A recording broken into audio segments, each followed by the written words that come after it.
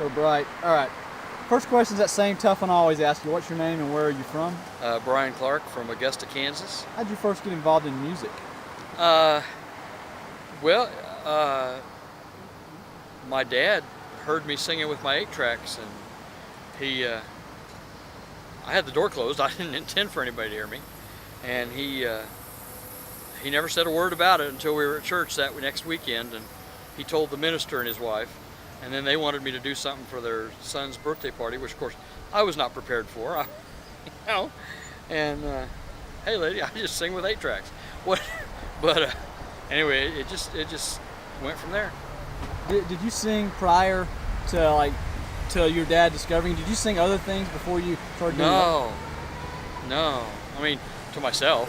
I mean, just sang to myself. I mean, maybe sang with the radio. That's about it. So nobody even knew that you could sing until No, my folks didn't know. My folks had no idea. Mom says, "What kind of a parent am I?" She said, "I have no idea." Well, you have such a great voice, and you hit it. Thank you. Yeah, I did. And you know what? If my dad had not discovered that, I probably, to this day, would probably never have told a soul. No, I wouldn't. The shy guy? Yeah, I really am. I would never probably told anybody. Well, could you take me back in time to when you one of your early shows, like when you're first getting started, and tell me what that was like? Disaster. The first that one I did for that minister and his wife, I had no costume. I had to kind of throw something together.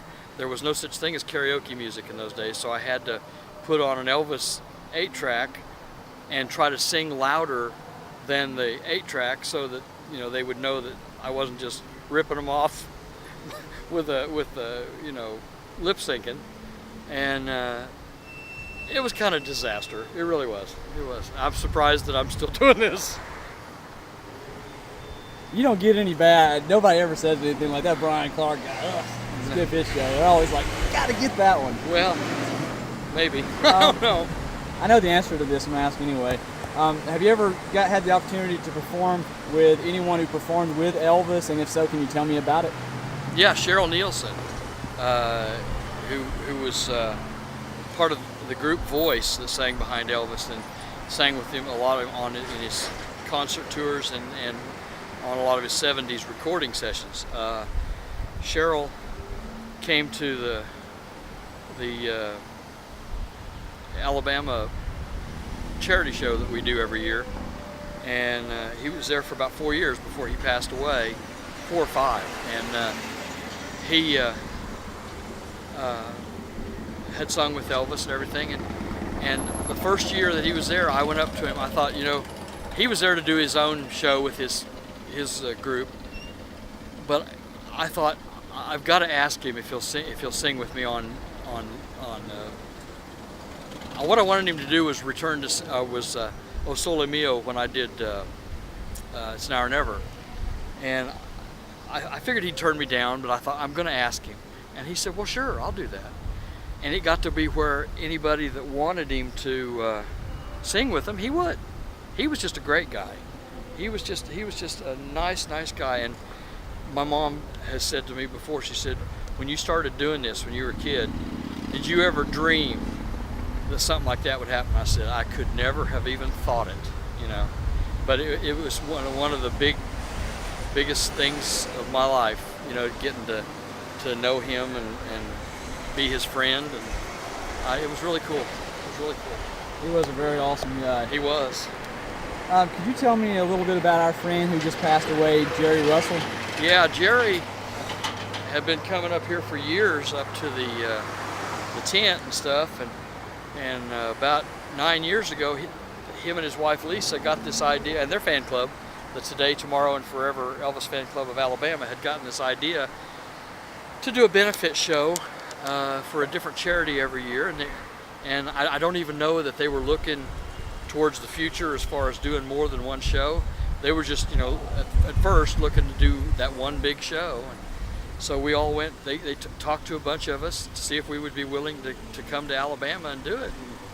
And so we did, and Jerry and Lisa organized that thing, and it was quite an undertaking because he spent most of the year, I think, reviewing performers' websites and photos and listening to them, and deciding who he was going to get, and then he had to contact them to see if they were willing to come. And I mean, it was a big job, and getting a hall to have this thing, and they put together T-shirts, and they arranged for financing from the city of Sheffield, Alabama, gave them some money to do it, the Tourism Bureau, and arranging all of that. And he would arrange with Shoney's to feed us. We had a big banquet, the night before, and he'd arrange with the hotel, and they'd pay for all our rooms and all that stuff. And it was quite a deal. I mean, we didn't make any money at it, but it was fun to be a part of that. And I'm glad that Danny and Gene are keeping it going now that Jerry has passed away. But I mean, Jerry really, him and Lisa really put that thing together, and it was a major undertaking. So they did a heck of a job. Yeah. Could you tell me about first meeting Danny and Lana? Well, the first time I met him would have been back in '90, I think. I was down here with some friends, and they knew that I sang. I had given them some of my old cassettes that I had recorded, and so they knew I sang, but there again, I wasn't going to tell anybody else. And she was trying to get me to get up and back in those days it was mostly we didn't do a lot of the half-hour shows. Back in those days it was all open mic, and you got up and you signed up and you did 2 songs and then you sat down, and I wasn't. Pat kept trying to talk me into getting up, and that was that lady that I was with that was holding the chair, and she kept trying to get me to get up and sign up. I said, no, I'm not gonna, no, I don't wanna. Yes, you should, no. So without telling me, she went up and signed me up, and Danny called my name, and I went up there, and I went ahead and did it. I think I did Hurt. It was one of the songs. I don't remember the other song, but that would have been the first time that I met them. Can you tell me a little bit about what it is that Danny and Lana do here at the tent? Everything. They, of course, run the sound and stuff, and they kind of do like what I was saying Jerry has to do with Alabama. They audition performers and stuff, and set up the times, and they organize this whole thing. I mean, if it wasn't for Danny and Lana organizing it, it wouldn't probably happen. When you get a show like here at the tent or in Sheffield or something, and you got the audience there, and they're, what is your goal? What do you want them to take from your show? Just be happy. Have a good time. I get up there and I just try to have a good time, because that's what Elvis tried to do. He'd get up there, and if he fluffed a line or forgot a line or purposely changed a line and made somebody laugh, it made him laugh. It made him happy, and it makes me happy. I don't, I think you can't take yourself too seriously, when you're doing this. I mean, I'm not saying you shouldn't be serious about wanting to do a good job. That's because I do want to do a good job, but I think you should be able to have fun as you do it, and I think I've always thought if you have fun, that's going to translate through what you're doing to the audience, and they'll have fun. They're seeing you're having a good time, so it kind of loosens them up and lets them, You're doing karaoke back home? No. God, that would be great, dude. Just to walk into a bar and blow the audience away. No, but see, there again, that's that shyness thing. I just don't really want to get up and do anything like that. If I'm in an Elvis setting like this and I'm expected to do a show, then I can do that. But I was always the kid that didn't want to get up and give the book report in front of the class, and you didn't know what to do with your hands, you didn't know how to stand, or you didn't want to look stupid, and that's still me. And I know my mom said, how can you get up and do that? Well, like an actor behind part, you know, you're hiding behind that character, and you can do things as that character that you probably never would do on your own. I know that sounds stupid, but you do seem like a different person when you get on that stage. You even talk different. yeah. Well, I get into character. I'm doing Elvis, so I even try to use his speaking voice, and just give him the whole package as much as I can. If I wasn't dumpy looking, but you know, hey. Is it easier or harder to get an audience behind you at a place like Memphis as opposed to back in Kansas? It's a lot easier in Memphis, although I don't have a whole lot of trouble back home. I tell you what, the only ones I have trouble with, and I don't do a whole lot of shows back home, but what I hate, I almost will not take a job at a party, because at a party show, I've done some of those, and like the host will hire you because, oh, he loves Elvis, or his wife loves Elvis, but everybody else at the party doesn't necessarily love Elvis, and after about the first 2 or 3 songs, they want to eat chips and dip, and they don't want to pay attention to you anymore, and it makes it very hard to sing to them, So a Memphis crowd, they know what they're coming to, they know why they're here, and hey, how you doing? Good. They know what they're here for, and it makes it a lot easier to sing to them because they're prepared for a show. They're not just here to have an hors d'oeuvre and a Coke.